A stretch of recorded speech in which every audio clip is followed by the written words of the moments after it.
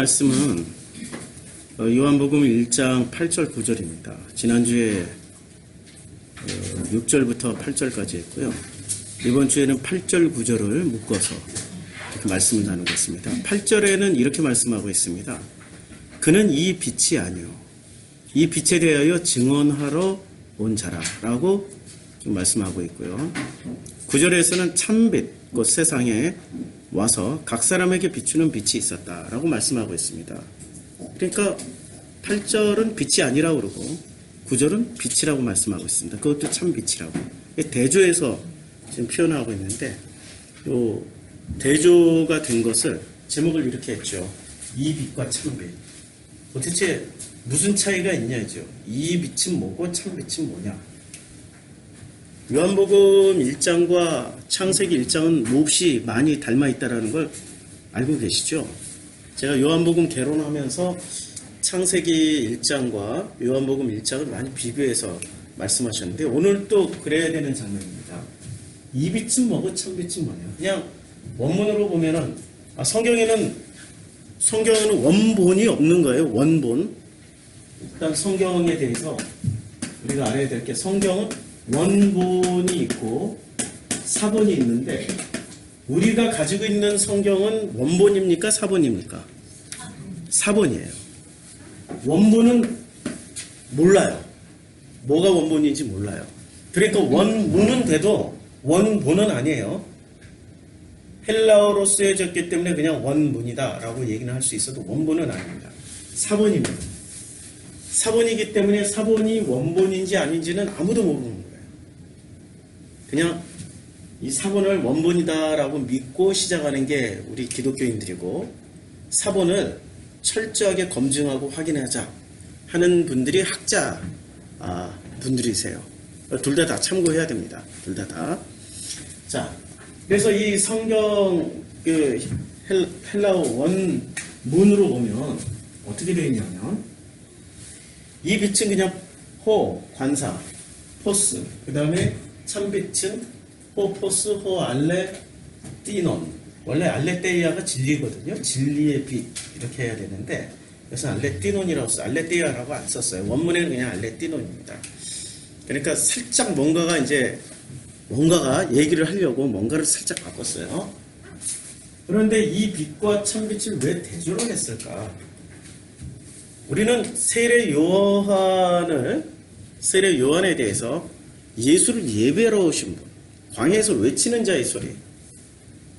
그야말로 그는 종교적으로 먹을 것, 마실 것, 입을 것을 완전 절제하고 오직 사람들에게 진리만을 전했다라고 생각을 하는 게 우리 기독교인들이 세례 요한에 대해서 배운 것의 전부이지 않습니까? 그리고 세례 요한은 겸손까지 하지 않습니까? 그는 흥하여야겠고 나는 쇠하여야 하리라. 나는 그의 신들매도 감당치 못할 사람이다. 이런 그의 어록만 놓고 보면은 세례 요한은 정말 대단한 겸손하고 종교적으로도 깊이가 있고 예수를 정확하게 알아봤고 그리고 예수를 하나님의 아들이라고 증거를 했고 그는 광야에서 외치는 자의 소명을 다했던 위대한 사람이라고 우리는 그렇게 알고 또 배웠고 그렇게 믿고 있는 거죠. 그런데 요한복음은 그렇게 얘기를 하지 않아요. 요한복음은 철저하게 세례 요한을 우리가 알고 있는 방식으로 설명하지 않습니다. 이런 방식으로 설명하고 있습니다. 그는 이 빛이었으나 빛이 아니었어. 그런데 9절에 그런데 진짜 참빛이 있어. 그분이 진짜 빛이야. 라고 말씀하고 있습니다. 8절 9절을 다시 읽어보면 이렇게 되는 거죠. 그는 이 빛이 아니요 이 빛에 무엇하러 온 자입니까? 증언자예요. 그냥 증언자입니다. 그리고 9절에서는 어떻게 말씀하고 있어요? 9절에서는 참빛 곧 세상에 와서 참빛이 있어요. 그리고 이 증언자가 증언한 그 빛의 정체는 뭡니까? 참빛. 참빛 하니까 옛날에 빗던 이 머리빛 아니고요. 참빛입니다. 빛. 참빛. 그 다음에 이 빛은 어떤 빛입니까? 각 사람에게 다 비춰요. 자, 여기서 각 사람에게 해당 안 되는 분들 한번 손 들어보세요. 각 사람에게. 없죠? 각 사람이라는 것은 여기 앉아있는 모든 분들에게 다 해당되는 거죠. 그 다음에 여기 앉아있는 모든 분들뿐만이 아니라 저 밖에 있는 분들은. 기독교인들이 착각하는 것 중에 하나가 교회에 나와야 비로소 구원받는다라고 얘기를 해요. 그럼 이 말씀은 어떻게 되는 거예요? 모든 사람들에 대하여 빛을 다 비추어 주시고 계시는데 그럼 어떻게 설명할 거예요? 교회를 부흥시키기 위한 일종의 자기 중심적 해석이죠. 그러다 보니 교회가 점점 더 폐쇄적인 공간이 되고 점점 더 자기들만의 집단화가 이루어지는 거죠. 그리고 좋은 목사일수록 이렇게 얘기를 안 해요. 나쁜 목사일수록 이렇게 얘기합니다. 여기만 진리가 있어. 다른 데는 진리가 없어. 구원은 여기만 있어. 여기만 와야 구원을 받아. 이 교회만 나와야 구원을 받아. 라고 이야기를 합니다. 확실하게 말씀드리는데 요한복음에서 10장에서 분명히 말씀드립니다. 선한 목자와 사꾼 목자, 가짜 목사가 있습니다. 어디에 해당되는지 여러분들은 스스로 판단해 주시길 바랍니다. 선한 목자는 그렇게 얘기하지 않아요. 선한 목자는 이렇게 말씀하고 있습니다. 내가 길이요 진리요 생명이다 라고 말씀하고 있습니다. 길이요 진리요 생명이다 라고 말씀하실 때 길이요 진리요 생명이다 라고 말씀하실 때 이 말은 우리가 해석을 잘해야 됩니다. 양세진 대표 80년대 굉장히 유명하셨던 분이죠. 우리 젊은 대학생들 중심으로 해서 어떤 젊은이들에게 신앙적 영향력을 미쳤던 아주 뛰어난 저술가이기도 하세요. 이분이 이런 얘기를 했습니다. 기독교는 우리에게 길을 보여주는 종교지 절대 답을 보여주는 종교가 아님에도 불구하고 많은 사람들은 답을 찾습니다. 그게 이제 왜곡의 시작인 것 같습니다. 예수님이 절대 내가 곧 답이라고 말씀 안 했습니다. 내가 곧 길이라고 말씀하셨습니다. 맞죠? 예수님 자기가 길이요 진리요 생명이다라고 말씀하신 분이지 내가 답이니까 내가 말한 그 답을 부여잡고 와라고 말씀하지 않으셨단 말입니다. 그런데 사람들은 착각을 하고 있어요. 예수께로 가면은 답을 얻고 그 답만 부여잡으면 구원받는다. 그래서 목사는 길을 제시해 주는 사람이어야 돼요? 답을 제시해 주는 사람이어야 돼요? 길을 제시해 주는 사람이어야지. 목사가 답을 주면은 그 사람이 곧 하나님이 되어버립니다. 답 주는 사람을 떠나면 어떻게 돼요? 안 되는 거죠. 답 주는 사람을 떠나면은 그 답이 없는 곳에 가서 생명을 얻을 수 없다라고 생각을 하는 거죠. 목사는 답을 주는 사람이 아니라 길을 제시해 주는 사람입니다. 그리고 그 길을 여러 개 놔두고 선택을 누가 해야 되는 거죠? 내가 선택하는 거예요. 내가 선택하는 겁니다. 근데 나는 무엇이 길인지 잘 선택할 수 없으니까 내 선택권을 누구하고 상의를 해야 돼요? 내가 가지고 있는 선택권을 일방적으로 행사하는 게 아니라 내가 가지고 있는 선택권을 아버지 하나님, 그 인격이신 그분과 내가 끊임없는 여러 가지의 방식으로 나눔을 통해서 선택하게 되는 겁니다. 우리는 아버지와의 나눔이라는 대화와 나눔, 그 다음에 대화, 이 둘 중에 우리는 기독교에서 뭐로 배웠어요? 하나님과의 나눔으로 배웠어요? 대화로 배웠어요? 기도는 나눔이에요? 대화예요? 우리가 배워왔던 방식대로는 예? 대화로 배웠죠. 대화. 그렇죠. 대화로 배웠잖아요. 하나님과의 기본적인 대화가 기도다. 그래서 주고받고 하는 걸로 우리는 이런 식의 수준밖에 안 되는 학습을 해왔던 겁니다. 기본은 나눔인 거죠. 나눔이라는 건 기본 원칙이 뭐죠? 예수가 보여주셨잖아요. 이는 내 살이요 이는 내 피요. 이 떡을 먹고 이 포도주를 마시라. 이게 대화예요? 나눔이에요? 나눔이죠. 우리의 기본 원칙은 예수가 보여주신 원칙은 나눔인데 우리는 이것을 인간적 수준으로 끌어내려가지고 내 인격과 너의 인격이 동등하니까 대화를 나누자. 말이 됩니까? 인본주의도 이런 인본주의가 없는 거죠. 기존 교회가 인본주의를 공격하면서 지들이 먼저 인본주의에 아성을 쌓고 있어요. 왜? 정답을 합리화시켜줘야 되니까. 길을 제시해주는 교회가, 길을 제시해주는 목회자가 예수가 갔던 길을 따라가는 분들인데, 그렇게 하지 않고 어떻게 하죠? 답을 주니까 그 답을 합리화시키기 위해서 대화를 해봐. 대화를 하면은, 답을 가진 사람이 대화를 하면은 대화가 됩니까? 자기 답이 계속 나올 뿐이지 그건 대화가 아니죠. 그냥 잘 가르친 선생님에게 잘 배운 학생이 그걸 리피트하는 것뿐이에요. 반복하는 것에 불과한 거죠. 나눔은 차원이 다른 겁니다. 대화는 있잖아요. 동등한 인격일 때 대화가 가능해져요.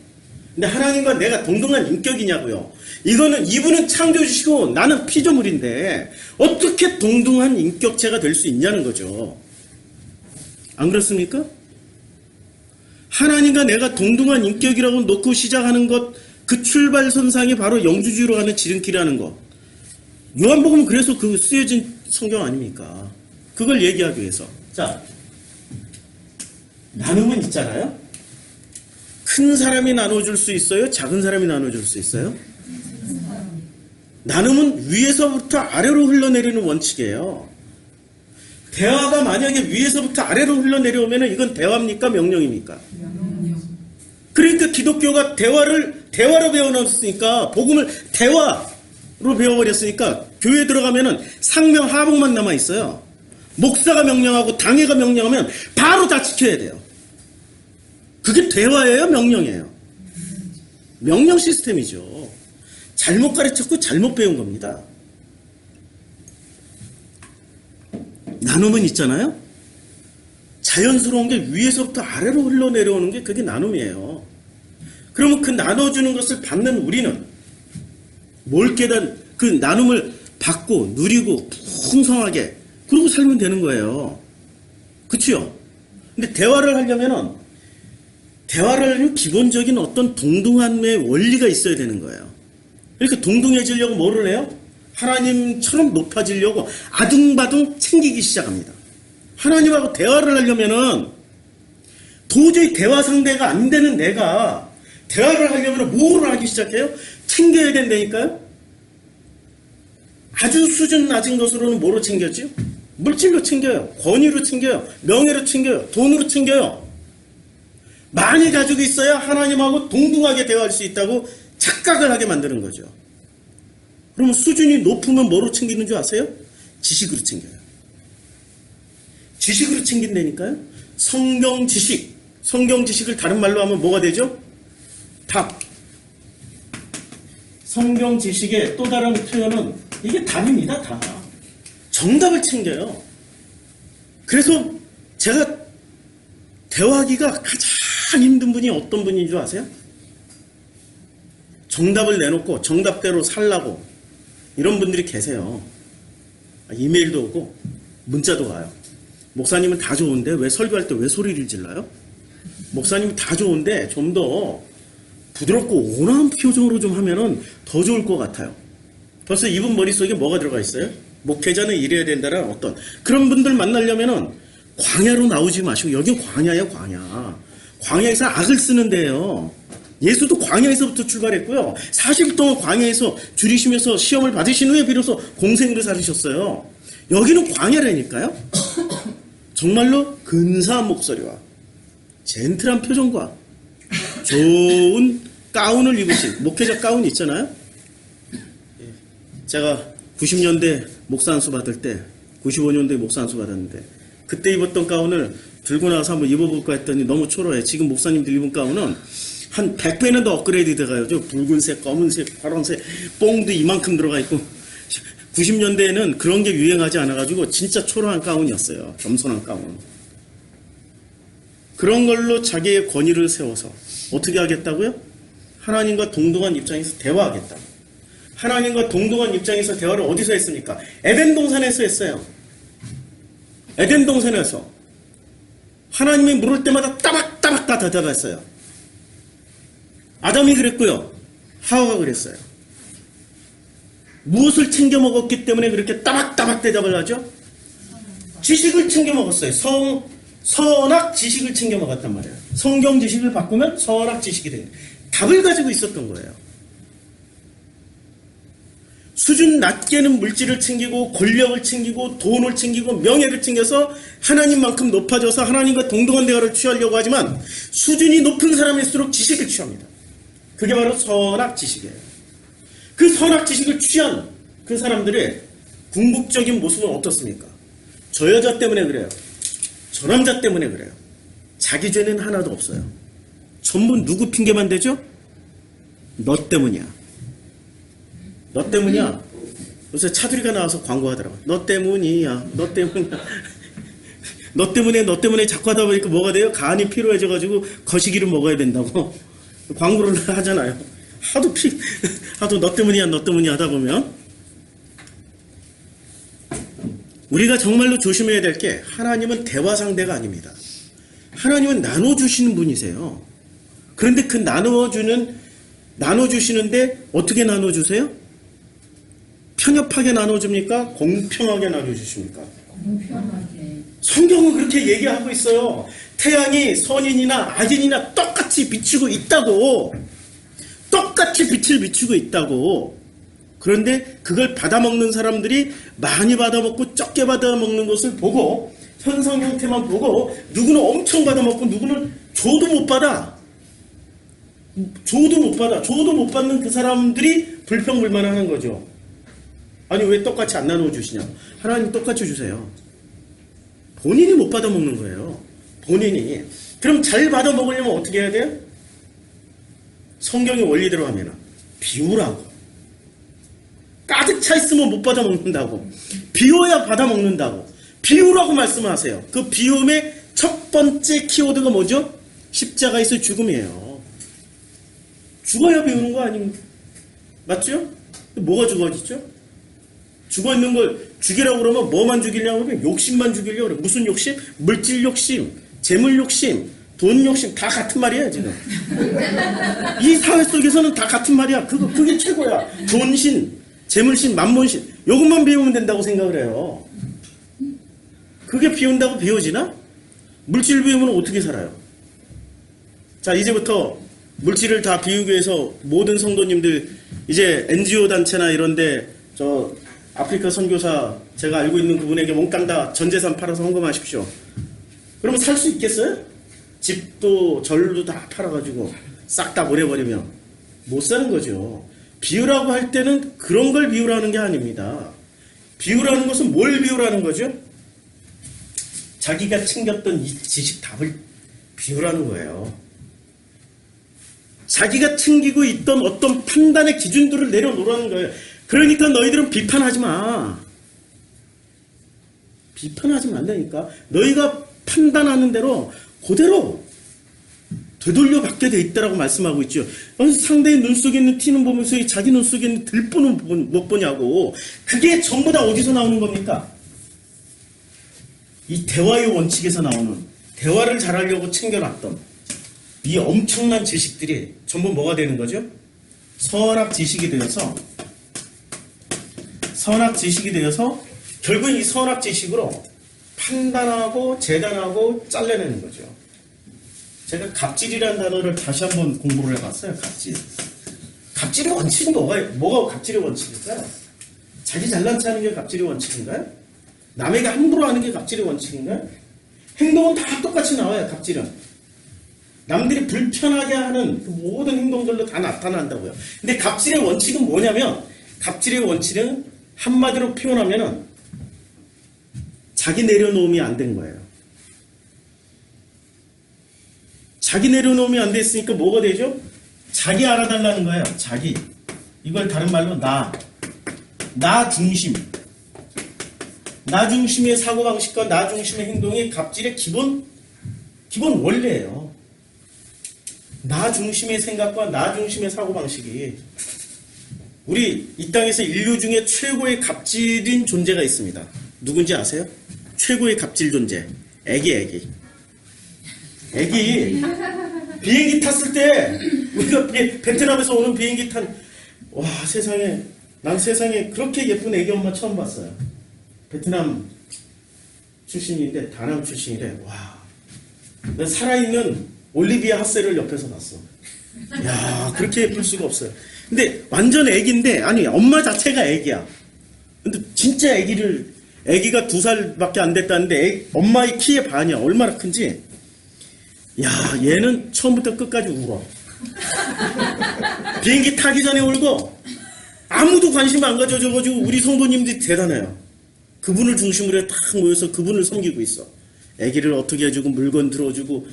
야, 우리 성도님들이, 저는 정말 감사한 게, 이번 여행을 보니까, 그 애기 엄마를 섬기듯이, 우리가 섬기고 있더라고요. 베트남 사람들도 섬기고 있고, 우리 보통 한국 사람들은 여행 가면은 어떻게 하죠? 제일 먼저 물건 살 때 뭐부터 해요? 깎아요. 예. 무조건 깎아. 무조건 막 내리쳐. 그냥 내리쳐 깎아. 우리 성도님들은 놀랍게도 안 깎아. 그리고 팁까지 더 얹어서 줘. 물가가 싸니까.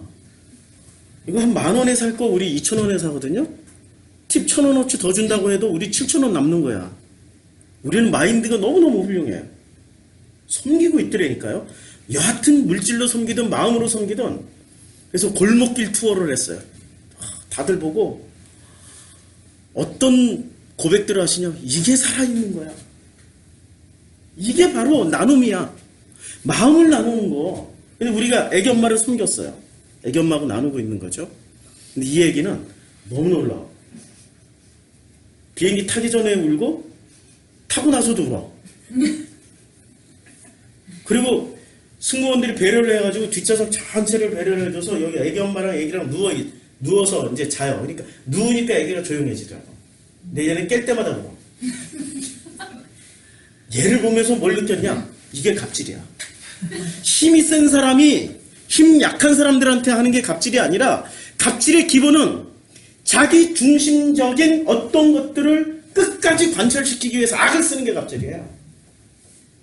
약하다고 해서 연약하다고 해서 돈이 없다고 해서 갑질을 못하는 게 아니에요. 돈 없으면 돈 없는 대로 갑질하는 거 아시죠? 없으면 없는 대로 명예가 모자라면 모자란 대로 사람들은 다 갑질을 하면서 살아요. 그런데 우리가 갑질의 정리, 세상의 갑질의 정리는 이거 하나야. 있는 놈이 없는 놈한테 하는 걸 갑질이라고 하는데 아니에요. 가장 이기적으로 사는 게 그게 가장 큰 갑질이에요. 우리 갑질 인생 살고 있나요? 찔리죠. 원래 이 말씀을 들을 때 찔려야 돼. 이게 남의 얘기로 들으면 안 돼. 내 얘기로 들어야 돼. 내 얘기로 들어야 된다니까. 저도 말씀 드리면서 찔려요. 제가 제일 많이 갑질하는 사람이 누군지 아세요? 우리 중에? 다 아시죠? 최근에 오늘 아침에도 갑질했어요. 우리 교회 쓰레기통이 5개나 돼요. 아세요? 쓰레기통이 5개나 돼요. 그것도 이케아에서 제일 예쁜 걸로 사왔어. 너무 예쁜 걸로 사온 게 함정이었어. 쓰레기통을 섬기기 시작해. 쓰레기통을 대신해서 검은 봉다리가 대신하고 있어. 곳곳에 아침에 오자마자 내 봉다리 다 치웠어. 그냥 다 치워버렸어. 근데 그것 때문에 섭섭해하면서 또 노트 탁 집어던지면서 승질냈어요. 아니 쓰레기통은 쓰레기통의 역할을 하고 봉다리는 봉다리 역할을 좀 하고 지나고 나니까 갑질이야. 그냥 그렇게 살고 뭐 저렇게 살고 나는 그거 하나가 사람들에게 좀 깔끔하게 이렇게 보여주기를 원하는데 그래 그냥 그런 상태로 살면 되지 뭐. 내가 아직 안 죽었네. 내가 아직 덜 죽었네. 갑질의 기본 원칙은 뭐라고요? 자기 주장하는 거예요. 자기 주장하는 거예요. 대화로 나가기 시작하면 어디까지 가냐? 갑질까지 가게 돼 있다니까. 누구한테 갑질을 해요? 맞아요. 하나님한테 갑질을 해요. 그래서 기도가 대화라고 가르치는 데는 어떤 기도합니까? 주여 주시옵소서. 해결해 주시. 아우 아파. 땡겨오니까 그냥도 아니에요. 하늘의 끈을 다 땡겨오려고 기도를 이렇게. 무서워요.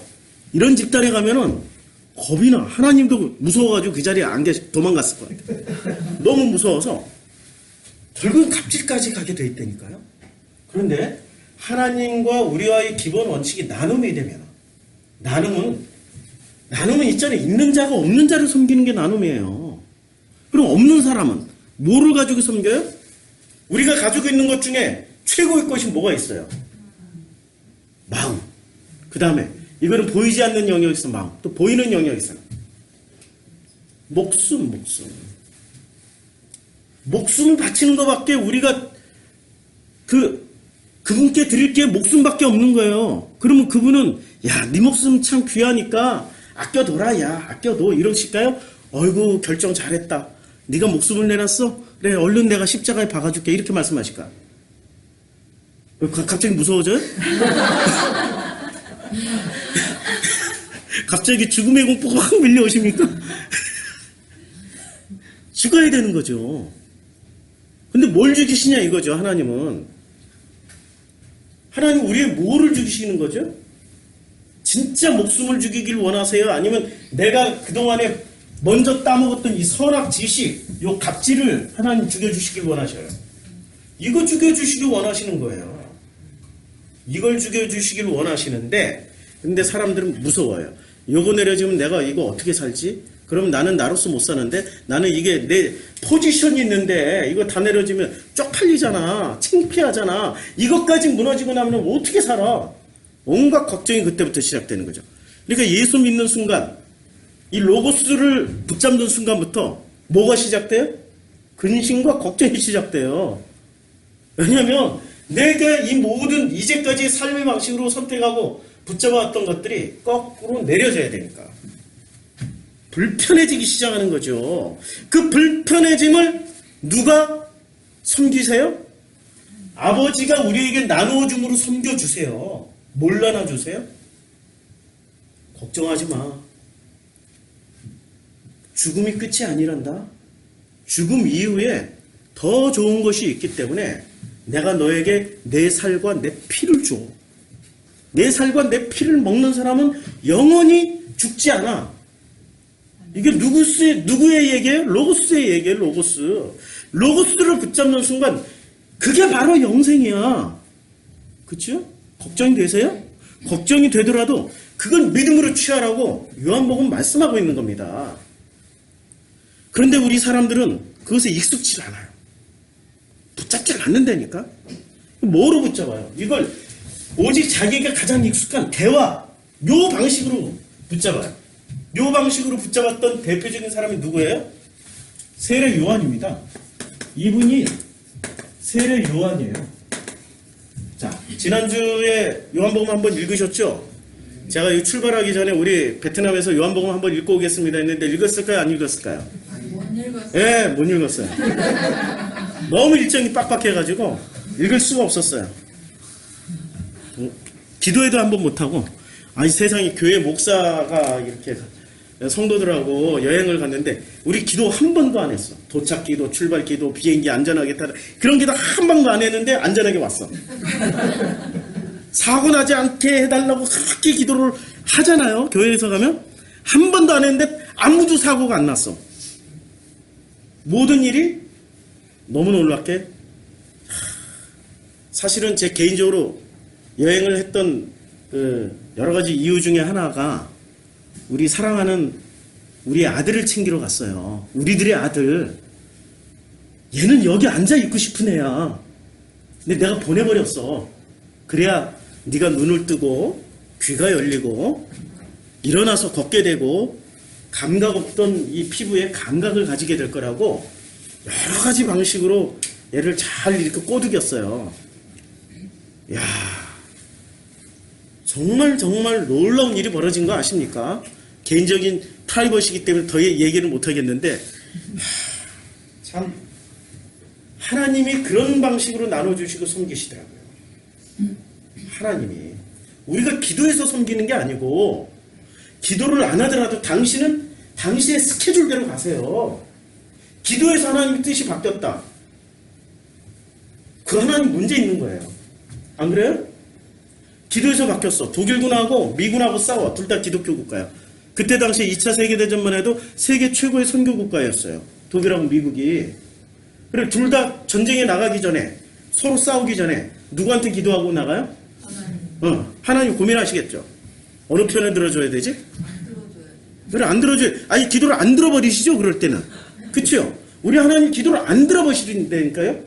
근데 우리가 부르짖고 내가 열과 성을 다하면 무조건 다 듣는 줄 알아. 기도 안 해도 돼요. 그런 기도는 안 해도 돼. 뭐 잘 도착했습니다. 뭐 안전하게 해주시고. 왜 그런 기도를 왜 해요? 불안하니까. 안 믿으니까. 안 믿으니까, 믿질 않으니까 그런 기도를 해야 안심이 되니까. 우린 그런 기도 안 해도 안심해. 왜? 내 목숨은 누구 것? 아버지 거. 가다가 비행기 떨어지면 보험금 누가 타먹겠지? 너무 심플하잖아. 너무 심플하잖아.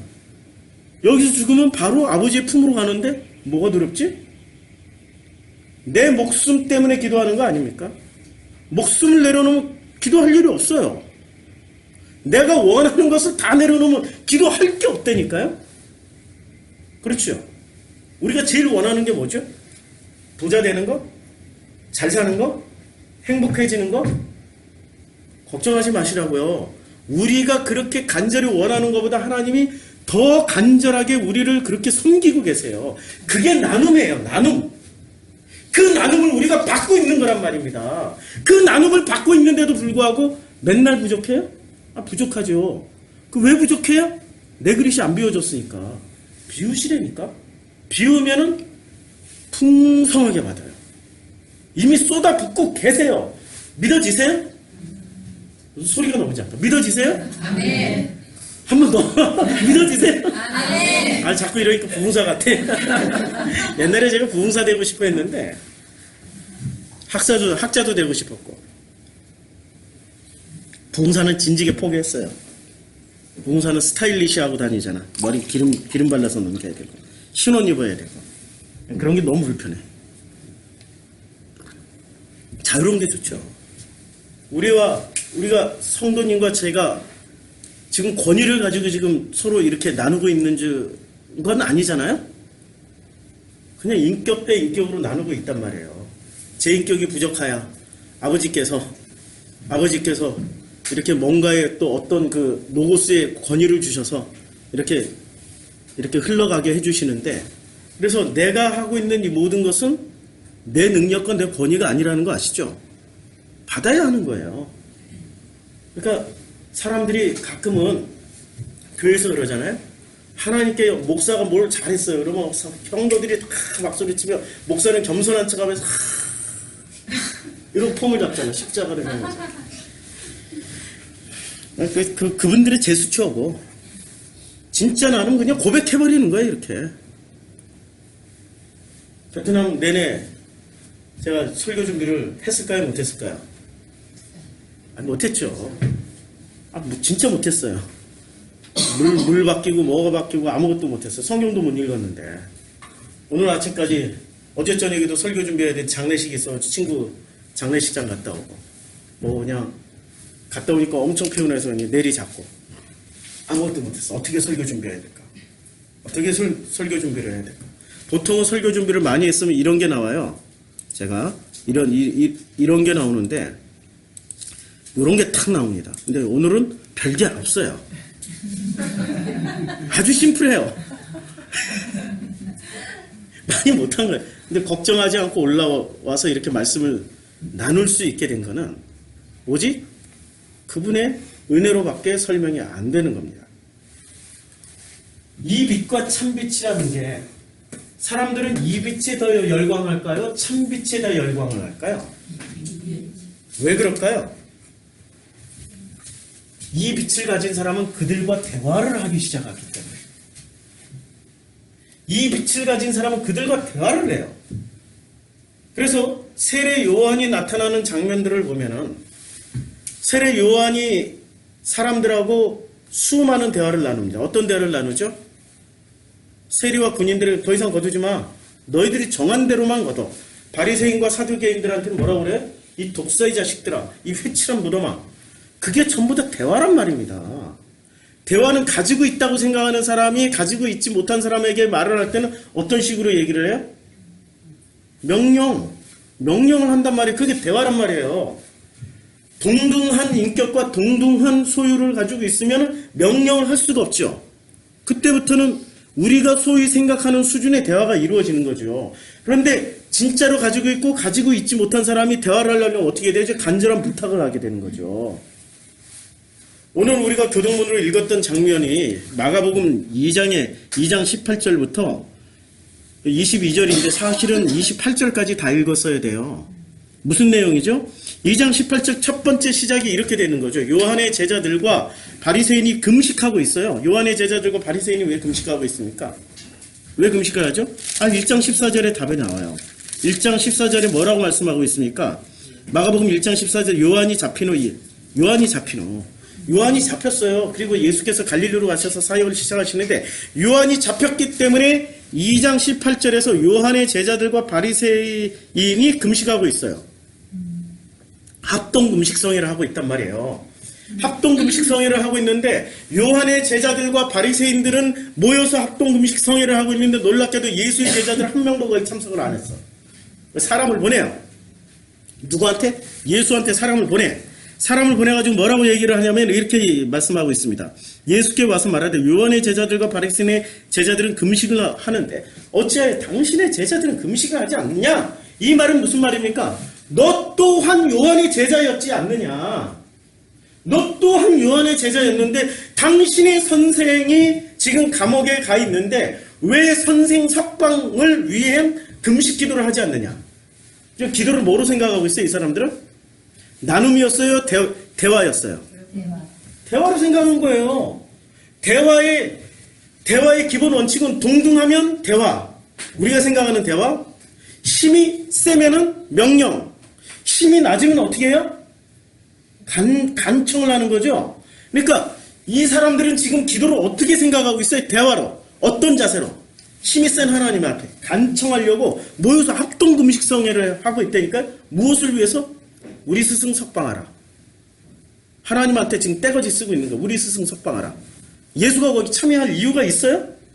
없죠. 예수는 나누러 오신 분이지 나눔을 가르치러 오신 분이지 대화를 가르치러 오신 분이 아니란 말입니다. 하나님과 우리와의 관계는요. 대화가 아니에요. 대화 수없이 했잖아요. 종교생활 하면서. 몇십 년 동안 대화를 해와봤잖아요. 그 대화를 했을 때 정말로 행복해졌을까요? 행복해지는 사람도 있어요. 행복해진 사람도 있다니까. 원래 행복의 두 가지 원칙이 있어요. 행복의 두 가지 원칙은 행복해지려면 두 가지 원칙이 있어요. 1, 2. 1은 자기 것이 충족될 때 행복해요. 자기 거, 내 거. 그 다음에 2는 너희 것이 충족될 때 행복해. 안 그래요? 내 아들이 어떤 것이 충족이 됐어 행복해지죠. 내 딸이 어떤 것이, 내 남편이, 내 가족이 어떤 것들이 충족됐을 때 행복해지죠. 그렇잖아요. 이런 사람은 이타적인 사람. 이기적인 사람은 자기 것이 해결됐을 때 행복해져요. 예. 이기적인 사람은 다시 한번 발음할게요. 이기적인 사람을 다시 발음할게요. 잘 들어보세요. 이기적인 사람은. 그러니까 이 사람은 뭐만 추구를 해요? 기적을 추구한다는 거죠. 이기적이니까 기적만 추구해요. 그러니까 뭐 응답 받았다 뭐 했다 해서 이 사람은 행복해져요. 응답 안 받으면 응답 받을 때까지 온갖 쇼를 다 하는 거죠. 밥을 굶어버린다든지 뭐 그냥 여리고송을 막 뺑뺑뺑뺑 돈다든지. 저도 그랬어요. 저도 한때는 무언가를 이루고 성취하기 위해서 주여 주시옵소서 하고 여리고송 7바퀴 한번 돌아볼까? 하고 실제로 돌아본 적도 있어요. 근데 7바퀴 못 돌고 6바퀴째 돌 때 한심했어. 내가 왜 이 짓거리 하고 있지? 내가 왜 이 짓거리 하고 있지? 참 한심하다. 신앙생활을 이렇게밖에 못하나? 하고 한 30년 전에 포기했어요. 이기적인 사람들은 자아충족이고 이타적인 사람들은 너의 충족이에요. 그럼 이기적인 사람들이나 이타적인 사람들이나 하나님 보시기에는 다를까요? 똑같은 거예요. 이타적이라고 해서 좀 더 뛰어나다라고 생각하는 건 아니에요. 진짜 이타적인 것은 그분이 뜻이 내 안에서 이루어져서 내가 그분의 뜻으로 살아가는 게 이타적인 거예요. 하늘에 계신 우리 아버지요. 이렇게 시작하는 그 주기도문 있잖아요. 하늘의 뜻이 땅에서도 이루어진 것 같이. 그래서 그분의 뜻이 내 안에서 이루어졌을 때 그 다음에 뭐가 이루어져요? 그 다음에 비로소 그 뜻이 안 이루어지면 일용할 양식도 필요치 않아요. 죄 지은 자를 사해 준다라는 그 기도도 필요치 않아요. 왜? 지가 다 용서하고 다니고 지가 다 먹을 거 찾아 다니니까. 근데 그분의 뜻이 이루어지는 순간부터 어떻게 돼요? 텅 비어졌기 때문에 그때부터 구하게 되는 게 일용할 양식과 죄 지은 자에 대한 사함이에요. 그렇죠? 그전엔 이기적인 것만 죄라고 생각했는데 그분 안에 들어가서 보니까 놀랍게도 이타적인 것도 나중심적이었다라는 것을 깨닫게 되는 거죠. 그래서 이 행복하기 위해서는 대화로서는 불가능해요. 이 사회는 지금 어떻게 가르쳐요? 대화를 하라고. 대화를 해야 문제 해결이 된다고. 그래서 대화를 진심으로 하는 사람들이 있습니까? 대화에는 반드시 뭐가 있습니까? 목적이 있어요. 목적 없는 대화 할 수 있어요? 목적 없는 대화 할 수 있냐고요.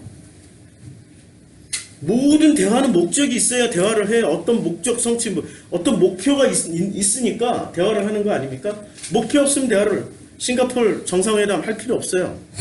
목표와 목적이 있으니까 하는 거지. 목적 없는 대화는 뭐라고 그래요? 수다. 수다도 다 목적이 있어요. 어떤 걸 과시하기 위해서. 어떤 여자는 수다를 떠는데 야 세상에 처음부터 끝까지 1부터 100까지 전부 자기 자랑이야. 그건 자기 자랑의 목표야. 야 상대방이 들어줄 때 자기가 행복하다고 생각이 막 떠들어. 실제로 뒤돌아서는 순간 그분이 얼마나 공허할지는 우리 다 알아. 왜냐면 아무것도 가지고 온 게 없으니까, 아무것도 체험하고 아무것도 누리는 게 없으니까, 아무것도 나눔을 받지 못했기 때문에 계속해서 말로. 그렇죠? 나눔에는 목적이 있어요, 없어요? 있어요. 위에서 이렇게 나눠줄 때는 목적이 있을 거 아니에요. 그 목적이 뭐죠? 대화의 목적은 나 알아달라는 거예요, 나. 근데 나눔의 목적은 나 알아달라는 거야, 나눔도. 누구를 알아달라고요? 아버지를 알아달라는 거예요. 아버지를. 우리가 사람만 알아가면 얼마나 공허해요. 근데 그 아버지를 알아갈 때 그 아버지가 왜 우리는 아버지를 알아야 될까요? 그분이 나를 만들었으니까. 그분이 나의 전부이니까. 나는 그분에게서 나왔으니까. 나는 그분에게 돌아가야 된단 말이에요. 근데 아버지에게로 안 돌아가고 어디로 돌아가요? 세속으로 돌아가. 세상으로 돌아가. 얼마나 허무해요. 아버지는 단 한 명이라도 당신의 자녀들을 놓치지 않으려고. 요한복음 얘기해요 지금. 그래서 당신이 오셔가지고 단 한 명이라도 아버지께로 다 인도하시려고 오신 거예요. 누가요? 로고스가 그렇게 오셨어요. 그런데 이 로고스가 오셨는데 이때 이빛과 참빛으로 나눴어요. 이빛은 뭐고 참빛은 뭘까요? 이빛과 참빛으로 나눴는데 지금 이거 이빛과 참빛을 설명하려고 이렇게 길게 지금 돌아가고 있습니다. 왜냐하면 우리는 사람들은 생각을 해요. 사람들은 무엇에 길들여졌냐면은 정답에 길들여졌어요. 제가 이거 정답만 얘기하면 딱 10분 안에 끝납니다. 정답만 얘기하면. 근데 정답을 알아가지고 갔어. 그게 나하고 아버지하고 무슨 상관이 있어? 상관이 있어요? 아무 상관없어요. 성경은 놀랍게도 정답을 가르쳐주는 책이 아니에요. 성경은 놀랍게 과정을 통해서 참여하게 만드는 책이에요. 그러니까 성경이 답으로 쓰여진 책입니까? 스토리, 이야기로 쓰여진 책입니까? 성경은 철저하게 이야기로 쓰여졌어요. 이야기의 기능은 있잖아요. 답을 안 주고 읽는 사람이 그 이야기 속에서 깨닫게 만드는 기능이 가장 큰 이야기의 목적이에요. 답으로 쓰여진 책이 한 권 있죠. 성경에. 잠언은 답으로 쓰여져 있잖아요. 잠언은 답으로 쓰여져 1장부터 마지막 장까지 어떻게 쓰여져 있어요? 이렇게 살아, 저렇게 살아, 이렇게 살아, 저렇게 살아 그렇게 쓰여졌잖아요. 잠언은 답으로 쓰여졌지만 잠언 외에 다른 성경 놀랍게도 처음부터 끝까지 다 스토리로 이루어졌어요. 율법도 스토리로 써놨고요. 선지자들의 말들도 다 스토리로 써놨어요. 스토리가 이만큼이고 선지자가 했던 말은 요만큼 나오는 거 아세요? 잘 모르시나 본데 예수를 보자고요. 예수의 스토리는 이만큼인데 예수가 했던 말은 얼마큼이나 돼요? 얼마 없다니까요. 예수에 대한 스토리는 엄청 많은데 예수가 말을 했던 건 얼마 안 된다니까요. 말을 진짜 많이 했던 부분이 어디서 나오냐면 마태복음 5장부터 7장 산상수, 그 다음에 요한복음 13장부터 17장까지 다락방 설교.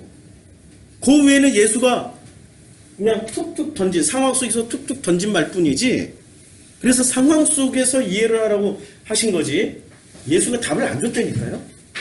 그렇죠?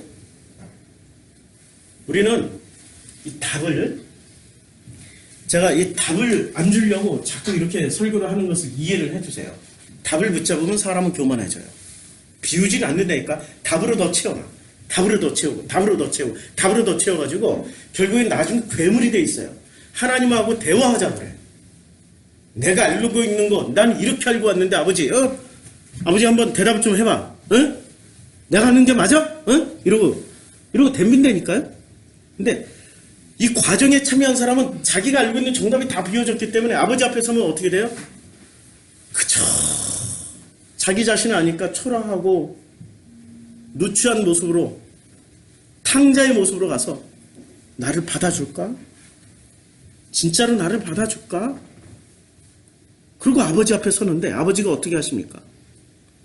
그냥 신발도 안 신고 그냥 뛰어나와서 끌어안고 입 맞추고 반지 껴주고 옷 입혀주고 그러고 간단 말이에요. 근데 답을 다 챙겼던 그 큰형을 한번 보세요. 답을 다 챙겼어. 답 가지고 둘째를 판단하잖아요. 그렇죠? 답은 무슨 일을 해요? 답은 놀랍게도 판단하고 정죄하는 일을 해요. 근데 답이 내려지면 누구처럼 아버지를 만나러 가요? 그 탕자처럼 만나러 가요. 이빛과 참빛 중에 누가 답을 많이 가지고 있었을까요? 실제로는 참빛이 답을 많이 가지고 있어요. 이분이 답의 킹이야. 그러니까 이분은 킹으로 돌아가셨어. 답의 킹이에요. 근데 이 빛은 이분이 알고 있는 답은 정답일까요? 아니 오답일까요? 물어보죠. 정답이에요, 오답이에요? 헷갈리죠? 정답 같기도 하고 오답 같기도 하고 헷갈리죠? 이 빛이 지금 말씀하고 있는 게 정답이에요, 오답이에요?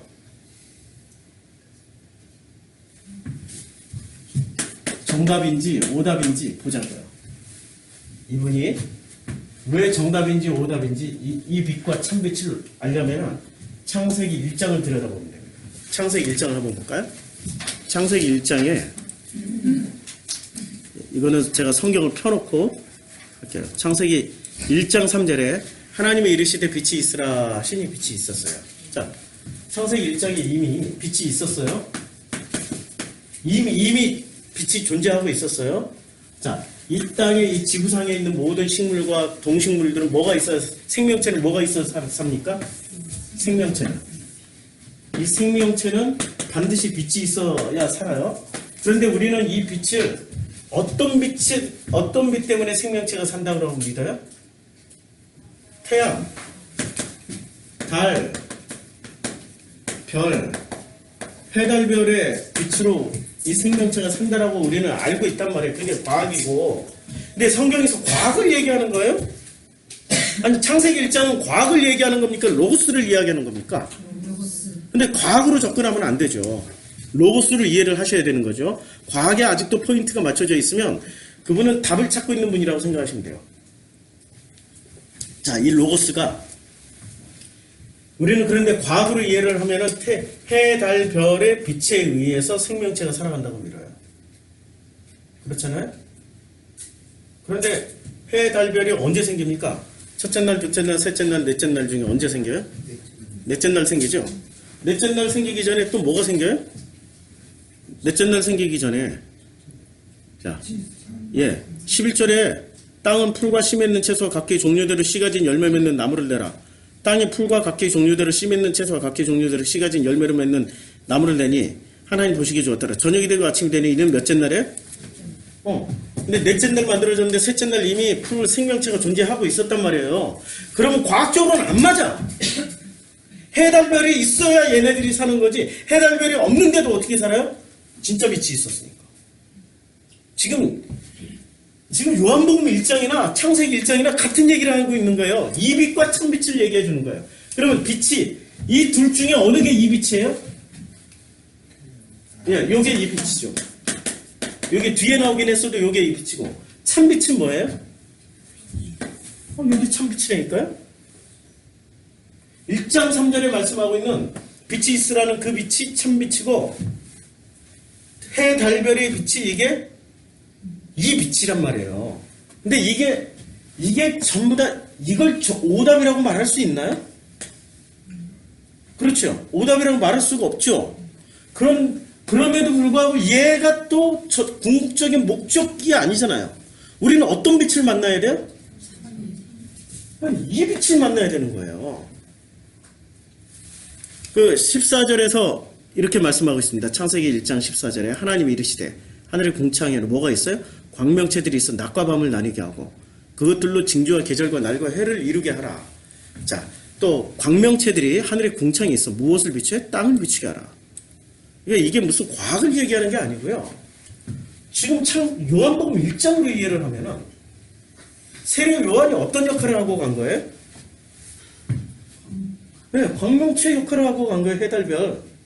이 역할을 하고 왔어요. 근데 사람들은 속성상 보이는 걸 선택합니까? 안 보이는 걸 선택합니까? 그러니까 누구를 선택해요? 이 빛을 선택합니다. 이 빛을 선택합니다. 진짜 빛을 못 보는 거예요. 참빛을. 그러니까 참빛이 세상에 와도 참빛을 못 보는 거야. 그래서 요한복음에 이렇게 말씀하고 있습니다. 자, 1장 8절과 9절을 대조해서 그는 이 빛이 아니요. 이 빛이 아니요. 이 빛이라는 게 뭐죠? 여기 이 빛이 두 번 나와요. 호포소가 두 번 나와요. 그러니까 이 빛이 아니요. 이 빛에 대하여 증언하러 온 자다. 그러니까 이 빛을 증언하는 그는 누구예요? 요한. 그렇죠. 그러니까 이 말을 잘 보세요. 세례 요한이 지금 빛은 아니에요. 그렇죠? 이 빛은 무슨 빛이에요? 참빛이에요. 결국엔 참빛을 증언하러 온 자인데 사람들은 세례 요한을 뭐로 봤어요? 빛으로 봤다니까요. 이 빛으로 봐버렸어요. 세례 요한을. 자, 해, 달, 별이 진짜 이 빛이에요? 참빛이에요? 이 빛을 증거하기 위해서 존재하는 그냥 빛이에요. 그쵸? 근데 사람들이 지금 뭘 숭배해요? 안 보이는 하나님을 숭배하는 게 아니라 뭐를 숭배해요? 해신, 달신, 별신 다 숭배하잖아요. 그러니까 이슬람 국기에 보면은 이슬람 국가의 국기에는 전부 뭐가 들어가 있는지 아세요? 요 세 개가 골고루 다 들어가 있어요. 해, 달, 별. 이슬람 국기에 반드시 초승달, 달, 별 들어가 있어요. 그러면 태양은 어디 갔어요? 붉은색 방글라데시 깃발 들어가고요. 방글라데시 깃발은 여기에 다 없어. 그냥 동그라미 빨간 태양 하나 딱 들어가 있어. 해, 달, 별을 숭배를 해버려요. 이것을 우상숭배라고 그러는 거죠. 근데 우상숭배의 본질은 뭐죠? 진짜 이 빛을 위해서 참빛을 증거하는 그 참빛을 체험하는 게 아니라 뭐만 이 빛을 증거하는, 이 빛을 증거하는 자를 숭배해버리는 게 그게 우상숭배라니까요. 자, 이런 관점에서 보면은 진짜 이 빛에 대해서 증거하고 있는 그 목사를 숭배하면은 그게 뭐가 되죠? 우상숭배죠. 그리고 예수도 이제 역으로 자, 예수가 예수라는 인물에 집중하지 말고 예수라는 인물이 뭐를 가져왔어요? 예수가 로고스잖아요. 이 로고스는 무엇을 증거하러 왔어요? 참빛, 그쵸? 참빛이 로고스에 담겨 있으니까 참빛인 로고스를 이분은 살다가 그 로고스를 다 드러내고 왔어요. 그러면은 예수를 숭배해야 돼요? 아니, 예수를 숭배해야 돼요? 예수가 그렇게 전하고자 했던 그 아버지를 숭배해야 돼요? 그렇죠? 지금 이게 복잡한 구조로 되어 있어요. 요한복음은 단순한 머리로는 이해를 할 수가 없습니다. 이게 입체적인 여러 번 말씀드리지만 인문학적인 머리가 돼야 돼요. 인문학적인 머리가 될 때 비로소 이빛과 찬빛이 구분이 되기 시작하는 겁니다. 이때 당시에 사람들이 이빛과 찬빛을 구분하지 못했던 거죠.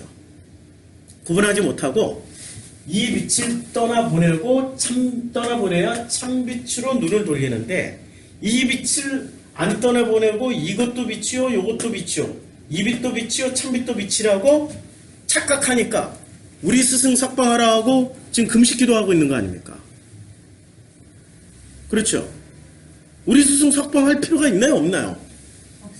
아니 이미 자기네 스승이 얘기했다니까 그는 흥하여야겠고 나는 수여하리라. 나는 그게 신들매도 신발끈 풀기도 감당치 못하겠노라 이런 말을 했는데 그 말을 어떻게 들었어요? 제대로 안 듣고 뻘로 들어버린 거예요. 전부 자기 로고스를 만족시키기 위해서 그렇게 들어버린 거죠. 그게 우리 인간이에요. 누구 모습이에요? 내 모습이라니까 이게. 내 모습이에요. 내가 붙잡고 있는 것이 아우 난 다 내려놨는데요. 정말로 다 내려놨는데 저하고 여행 한 일주일만 같이 가봅시다. 다 내려놨는지 안 내려놨는지. 일주일만 살아보면 다 드러나. 아니야 첫째 날 다 드러나.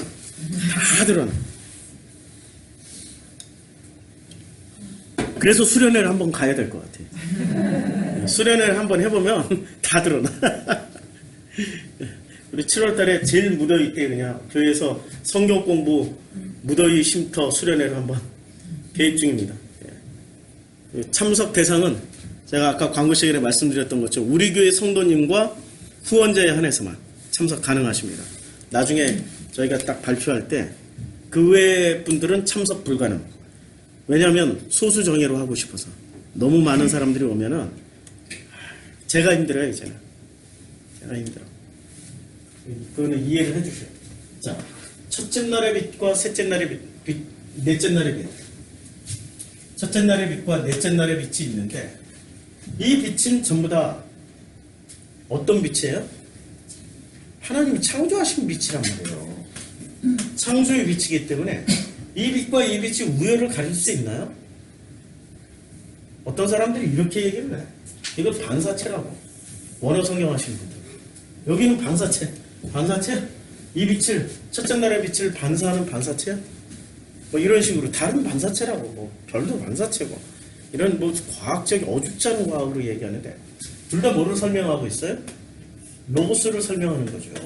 그 로고스의 핵심이 뭐죠? 창조. 이 창조의 핵심은 뭐죠? 나를 만들었다는 거예요. 아니 나 빼고 모든 것이 다 존재해. 그럼 존재합니까? 존재 안 하죠. 내가 있어야 존재를 인식할 수 있는 거 아니에요? 내가 존재를 해야 이 나머지가 다 존재하는 걸 그걸 알 수 있는 거 아닙니까? 나라는 존재가 있어야 이걸 알 수 있는데, 자, 나라는 존재를 첫째 날 만들 때부터 뭐를 주신 거예요? 로고스를 주셨다니까요? 근데 로고스를 주셨는데, 이 로고스를 가진 우리들이 바로 로고스로 들어가면 되는데, 놀랍게도 어디로 들어가요? 로고스로 안 들어가고, 이 빛을 증거하는 자에게로 간다니까요? 이 빛을 증거하는 자? 왜 그럴까요? 그래서 창세기는 거꾸로 읽으라고 그랬죠? 3장부터 읽어야 돼요. 3장 읽고 2장 읽고 1장 읽으면 클리어해져요. 분명해져요. 3장에서 뭐라고 얘기합니까? 왜 참빛으로 곧바로 다이렉트로 안 가고 왜 이 빛으로 가냐고요? 무슨 사건이 있었어요? 선악을 먼저 따먹어요. 우린 태어나자마자 뭐부터 가지고 있습니까? 선악부터 가지고 태어나요. 그러니까 갑질하지. 애기인데도 밤새 분석했어. 애기가 울 때마다 밤새 분석했어. 나도 애를 키워봤지만 제가 저 속에 불편한 게 있어서 저렇게 악을 쓰고 우는데 애기들이 한번 악 쓰고 울면은 그 악이 나와요. 그냥 아가 하는데 목이 쉬어서 안 나오는데도 눈물을 한 방울도 안 흘리고 너무 놀라워요. 눈물도 안 흘리면서 그냥 악만 쓰는 거예요. 그러니까 자기 욕구 충족이 안 되는 거야. 뭔가가 불만이 있는 거야. 뭔가가 불편하고 불만이 있고 뭔가가 힘든 거야. 자기에게 안 맞아. 근데 어떤 애기들이 또 탔는데 어떤 애기들은 너무 잘 자. 전혀 안 울어. 이 얘기만 그러는 거야. 이름을 그놈이라고 붙여야 되나? 그러면 애기에게 신뢰가 되니까 그분만 울어. 그분만. 다른 분들은 안 운다니까. 너무 놀라워요. 왜 그렇게 울까요? 자기중심적으로 자기가 뭔가가 충족이 안 되는 거예요. 충족이 안 될 때 엄마는 어떻게 하죠? 못된 엄마는 일단 팬다. 더 나쁜 엄마는 일단 팬데 또 팬다. 진짜 나쁜 엄마는 패다가 그래서 집어 던져버린다. 버리고 간다. 근데 우리가 좋다고 생각하는 엄마는 어떻게 하죠? 끝까지 다 해준다. 하나님은 어떤 모습일까요? 패는 엄마일까요? 다 해주는 엄마일까요? 예? 다 해주는 엄마일까요? 패는 엄마일까요?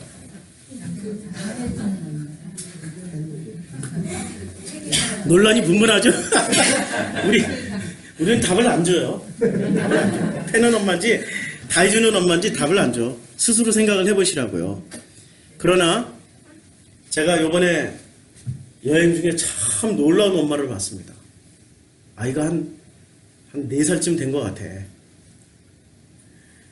우리가 숙소를 너무 좋은 데 잡아가지고 수영장에서 수영하러 나갔어요.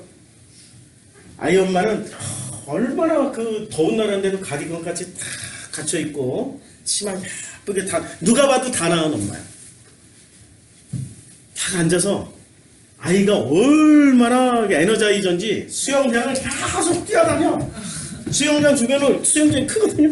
계속 뛰어다니는데 그 엄마는 단 한 번도 그 아이에게서 눈을 안 띄는 거예요. 그래서 상민이랑 나랑 궁금해했어. 어느 나라 엄마길래 저렇게 열심히 아이에게 단 한 번도 눈을 안 떼고 저렇게 쳐다볼까? 단 한 번도 눈을 안 떼고 그냥 쳐다만 봐. 아이에게 이렇게 하라 저렇게 하라 뛰지 마라 위험하다 한마디도 안 하고 그냥 쳐다만 봐. 그래서 얼굴 생김새를 보니까 동남아 같기도 하고. 근데 저렇게 쳐다보는 사람은 한국 엄마밖에 저렇게 안 쳐다보는데 한국 엄마 같기도 하고 그 멀리까지 한국 사람 또 만날이라고는 또 기대도 안 하고 있었고 나중에 알았어. 한국말 한다는 거. 애기하고 엄마가. 역시 한국 엄마. 와 역시 한국 엄마야. 그런데 역시 한국 엄마지만 다른 게 하나 있어요. 절대 간섭을 안 해. 절대 간섭을 안 하고 아이만 끝까지 지켜보는 거예요. 위험하거나 다칠 때쯤 다치거나 그러면 그때 개입하려고 계속. 왜냐면 수영장 주변을 뛰니까 수영장이 깊었어요. 그 수영장은 깊은 데는 2m가 넘었어요. 낮은데도 얘가 키가 작으니까 애기니까 낮은데도 얘한테도 위험한 거예요. 엄마는 계속 뛰지 마 위험하 이런 소리 절대 안 하고 계속 쳐다봐. 그리고 나중에 또 우연히 또 봤는데 아이를 그네를 태우는데 엄마는 또 옆에서 계속 의자에 앉아서 보기만 해. 아이가 그네를 잘 타든 못 타든 상관을 안 해. 근데 계속 지켜봐. 우리 하나님은 어떤 엄마 같을까요? 우리를 지켜보는 거예요. 잘하고 못하고 힘들고 괴롭고 아픈 것은 전부 누구 때문이에요? 아버지 때문이에요? 나 때문이에요? 안 비우니까 안 죽으니까. 죽음은 심플하거든. 죽음은 심플해. 아주 깔끔해.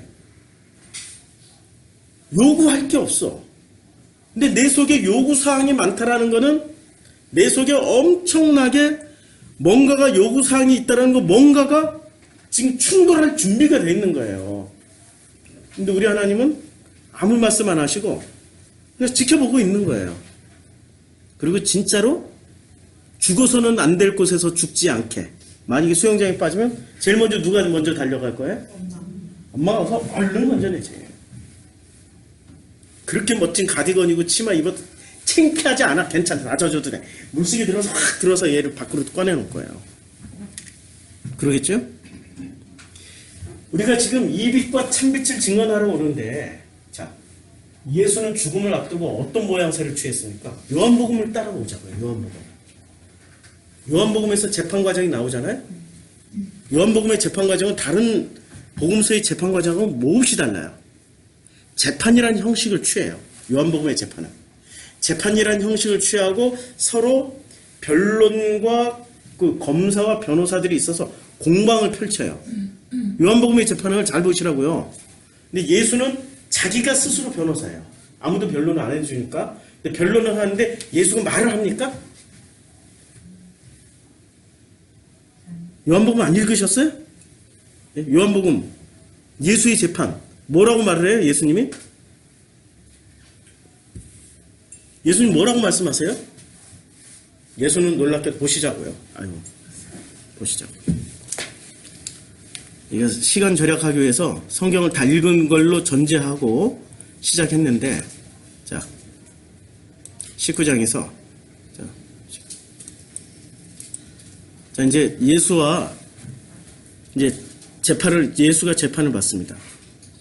그 다음에 18장 19절부터 시작해서 예수의 재판이 시작이 돼요. 네. 예수가 말을 하는 장면이 나옵니까? 예수가 말을 하는 장면이 나오냐고요. 자, 가야바가 말을 해도 아무 말 안 해요. 그 다음에 빌라도가 밖으로 나가서 그들에게 말하되 너희가 무슨 일로 이 사람을 고발하느냐 라고 할 때 이 검사에 해당되는 사람들이 이렇게 말을 해요.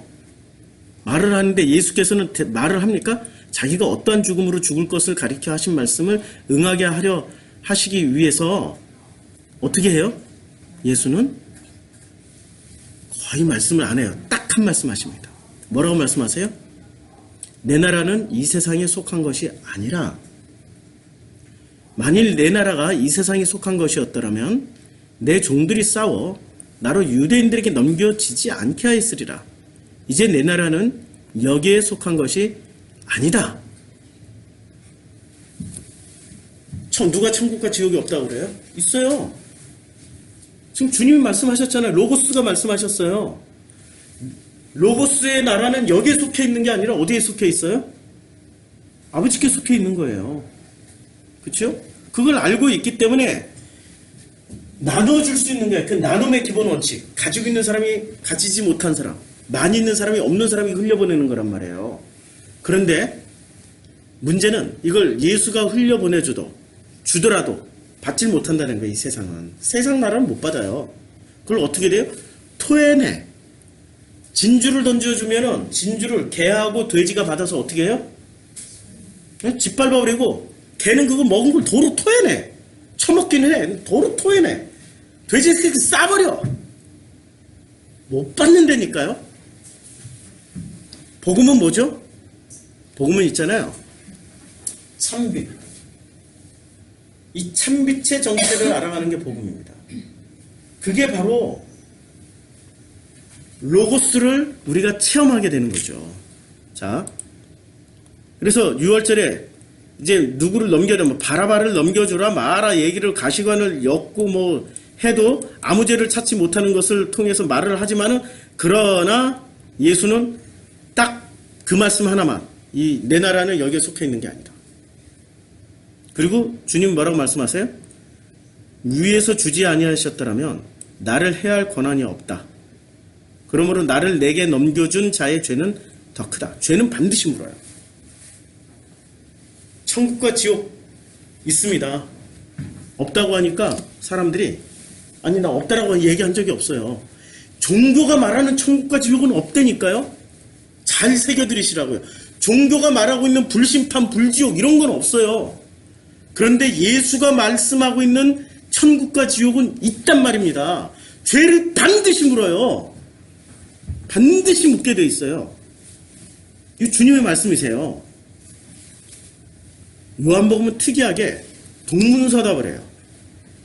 물으면 무슨 얘기를 해요? 빌라도가 묻든 제사장이 묻든 누가 묻든 간에 무슨 말을 합니까? 예수는 동문서답을 해요. 세상 것을 얘기하려면 저쪽 것을 얘기해버려요. 세상 것과 저쪽 것이 뭐죠? 그들은 이 빛을 보고 이 빛에 대해서만 얘기를 하는 거예요.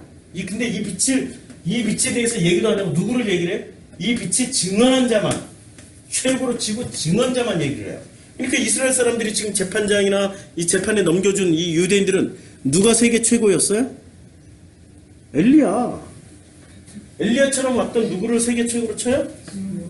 그러니까 요한. 근데 요한은 이 빛에 대해서 얘기를 했을 때 이들이 이 빛을 통하여서 참빛을 알아가면 되는데 이 빛을 통하여서 참빛을 아는 길을 선택하지 않았단 말이에요. 예수는 어떻게 해요? 자기 살과 피를 나눠줌으로 인해서 자기의 죽음으로 이 빛과 참빛을 다 얘기를 해요. 그러니까 예수가 죽어갈 때 무슨 모습으로 죽어가요? 왕으로 죽어가요. 킹. 그런데 세례 요한의 죽음을 보자고요. 왕으로 죽어가요? 초라하게 죽어가요? 이거는 너무 대조가 되는 거예요. 누가 죽여요 일단? 누가 죽입니까? 지금 예수는 누가 죽여요? 유대인과 빌라도가 합작해서 죽여요. 근데 세례 요한은 누구 때문에 죽어요? 왕 때문에 죽어요? 조그만 소녀 하나 때문에 죽어요? 소녀 하나가 조건 제시하잖아요. 세례 요한의 목을 달라. 그렇게 죽어가는 거예요. 그치요? 추우면 저 온도 좀 낮춰주든지 하세요. 그런데 죽어가는 데 있잖아요. 죽음을 놓고 한번 보자고요. 죽음을 놓고 보면은 예수의 그 죽음은 있잖아요. 모든 사람들이 어떻게 생각을 해요? 그 모든 사람들이 예수를 죽인 사람들이 모든 사람들이 안타까워해요? 잘됐다라고 생각합니까? 세례 요한의 죽음은 안타까워해요. 헤롯도 안타까워해요. 헤롯도. 그치요? 왜? 자기네 나라에 속해 있던 그 멤버였으니까. 근데 자기네 나라 밖에 속해 있으면 깔끔해. 잘 죽었다라고 생각해. 깔끔해. 그러니까 예수는 어디에 속해 있었어요? 아버지에게 속해 있었고 세례 요한은 어디에 속해 있었어요? 그들에게 속해 있었다니까요. 그래서 8절과 9절을 이 빛과 9절의 참빛으로 나누는 거예요. 요한복음은. 이제 여러분들은 이 빛에 속하겠습니까? 참빛에 속하겠습니까? 아니면 이 빛도 차라리 못 가고 이 빛을 증거하는 거시기에 속하겠습니까? 거시기를 뭐라고 얘기하죠? 그냥 종교. 종교에 속해 있는 분들은 건너가십시오. 이 빛으로 건너가고 이 빛으로 건너가야 참빛이 무엇인지를 알게 되는 거예요. 참빛으로 건너가십시오. 그래야 그 아버지의 품 안에서 그 영원한 생명을 함께 누릴 수 있는 거예요. 종교가 말하는 그런 천국이 아니고요. 진짜 안식, 진짜 로고스가 주시고 싶어하는 그 생명 안으로 들어가고 그 생명과 함께 누릴 수 있는 거예요. 너무 놀라운 것을 주님은 나눠주시려고 다 준비를 했어요. 지금도 주고 계세요. 아니 현재 진행형으로 받고 있는 중이에요. 그런데 누구는 엄청나게 받고 누구는 못 받는 거야. 왜? 예수처럼 죽고 싶지 않으니까. 모든 사람이 슬퍼해주고 모든 사람이 애도해주고 모든 사람이 죽지 말라고 탕원하고 기도하는 그런 빛이 되고 싶으니까. 그거는 빛에 대해서 증언하러 온 자의 죽음이에요. 근데 진짜 빛은 깔끔하게 갑니다. 죽음을 앞두고 마지막에 스테반이나 예수나 예수의 제자들이 했던 공통분모는 저쪽을 바라봅니다. 이쪽에 이 세상을 바라보지 않고 이 빛을 증거했던 이쪽을 바라보지 않고 참빛에서 저 너머를 봐버리는 거예요. 그렇잖아요? 예수가 그랬단 말이에요. 요한복음에서 내 나라는 여기가 아니야. 내 나라는 저기 있어. 근데 저기가 저쪽에 있는 게 아니라 어디 있는 거예요? 우리 안에 있다니까요. 우리 안에 있어요. 우리 안에. 우리가 누굴까요? 우리 안에. 우리가 누굴까요? 우리라는 말 자체에 놀라운 비밀이 담겨 있는 거죠. 자, 우리는 누구가 합쳐진 거예요? 나와 너가 합쳐진 거죠. 근데 이것을 좀 더 구체적으로 하면은 나와 하나님 아버지가 합쳐진 게 우리란 말이에요. 그렇죠? 그럼 우리가 되기 위해서는 자, 근데 세속적으로는 우리를 어떻게 생각해요? 세상은 우리를 일단 나야. 나 중심으로 해서 누가 합쳐져요? 나하고 제일 가까운 사람. 내 가족. 여기만 우리라고 생각해요. 근데 세속적으로는 한 번 더 나가면은 내 직장이나 어떤 공동체, 요것만 우리라고 생각해. 더 나가서는 좀 더 확장시켜가지고 나라나 민족을 우리라고 생각해. 그리고 그 이상은 우리라고 생각을 안 하는 거죠. 전쟁 나면 싸워야 되는 거죠. 지켜야 되는. 예수는 지금 전쟁을 벌였어요. 전쟁을 받아들였어요. 받아들이고 내가 전쟁을 할 수 있어. 그런데 내 나라는 여기에 속해 있지 않고 저기에 속해 있기 때문에 나는 너희하고 싸우지 않아. 그냥 갈 거야. 지금 예수가 그렇게 말씀하셨단 말이에요. 자, 아버지께로 가면은 우리의 최고의 우리가 되는 코스는 나와 아버지가 드디어 하나가 돼요. 그러면 이걸 뭐라 그러죠? 예수가 다시 오셨던 것처럼 로고스. 로고스가 되는 거예요. 근데 이쪽으로 가면 이걸 로고스가 맞습니까? 이건 로고스가 맞아요? 이건 로고스 아니에요. 이건 뭐라 그러죠? 로고스가 아니고 이것은 이데올로기라고 합니다. 이데올로기. 이 이데올로기를 붙잡고 사는 사람들이 지구상에 얼마나 될까요? 99.99999%. 거의 대부분. 예수는 이것을 우리에게 가르쳐 주러 오신 거죠. 그렇죠? 우린 참 놀라운 일을 했습니다. 이번에 베트남 갔다 오면서 제가 정말 참 많은 것을 이렇게 되돌아보면서 참 우리 공동체가 얼마나 이렇게 성장하고 성숙하고 아름다워졌는지를 알게 됐어요. 이쪽으로 가는 사람의 특징은 뭐죠? 이리로 가는 사람은 나눔이 시작됩니다. 나눔의 기본 원칙은 뭐죠? 위에서 아래로 오니까 섬김이에요. 그걸 섬김이라고 하는 거죠. 섬김이 시작되더라고요. 근데 이쪽으로 가면 뭐가 시작되죠? 이데올로기 이 로고스가 있는 섬김이 시작되고 이데올로기로 가는 사람은 뭐가 시작되죠? 자기중심이기 때문에 이데올로기는 모든 게 다 자기 합리화예요. 내가 어떤 이데올로기를 선택하는 것은 내가 가장 편리하고 좋으니까 그거 계속 덕지덕지 붙이는 거 아니에요. 세례 요한에게 뭐라고 그랬어요? 아까 마가복음 우리 교동문으로 읽었는데 세례 요한에게 너는 낡은 가죽이야. 나는 세술이고 세부대이기 때문에 세술은 세부대에 담아. 근데 너희는 어떻게 해요? 세술을 담았을지 몰라도 가죽 부대가 낡아 있다니까 그걸 계속 기워서 쓰고 있는 중이야. 그게 이데올로기예요. 아무리 세술을 담았다 할지라도 가죽 부대가 낡으면 나중에 팽창해서 터져버린다는 얘기잖아요.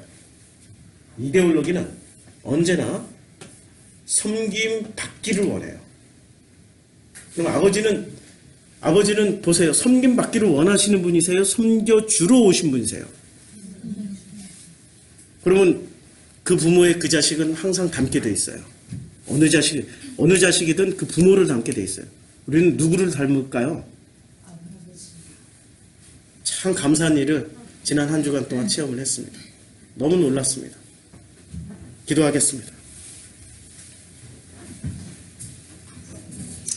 아버지 하나님 감사합니다. 참으로 놀랍게 아버지께서 우리를 섬기시고 그 섬김을 주님께서는 나눔이라고 말씀하셨습니다. 이 나눔이 우리 안에서 풍성해져서 이제는 해, 달, 별과 같은 참빛을 증명하는 이 빛에서 이제는 빛이 있으라 말씀하셨습니다.